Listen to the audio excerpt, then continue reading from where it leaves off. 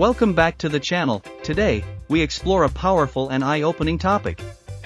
How the United States builds its global defense empire through international joint ventures.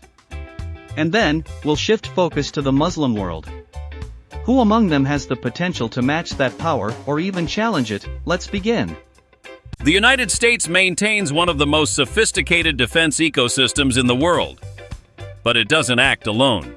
From Europe to Asia, America has established joint manufacturing programs, intelligence networks, and technology alliances with strategic partners.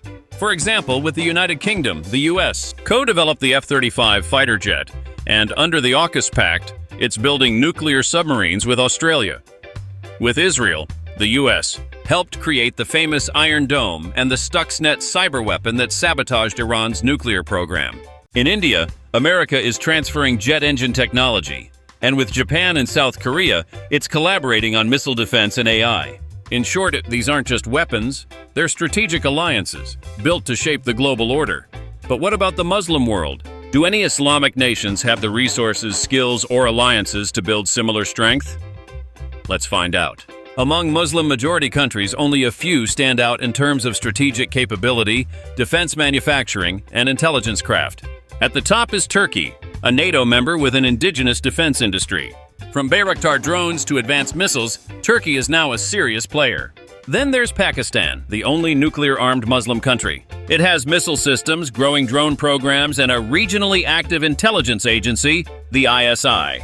Iran, isolated by sanctions but shockingly self-reliant. It manufactures drones, ballistic missiles, and cyber warfare units that are feared across the region. Indonesia, Saudi Arabia, Egypt, UAE, these countries have wealth, manpower, or geopolitical influence, but lack technological autonomy or unified defense policy. The truth is, the Muslim world has scattered strengths, but without unity, shared innovation, and long-term vision, these strengths will remain isolated. If countries like Turkey, Pakistan, Iran, and the Gulf states pool resources, share RD, and align intelligence efforts, they could rival any Western alliance, not just in firepower, but in strategic depth. This is the future Muslim nations must work towards. A future of technological sovereignty, collective security, and independent global influence. If you found this analysis valuable, hit that like button, subscribe for more geostrategic breakdowns, and let us know in the comments. Do you believe the Muslim world can build its own defense bloc? Or will it stay dependent forever? Until next time, stay aware, stay informed.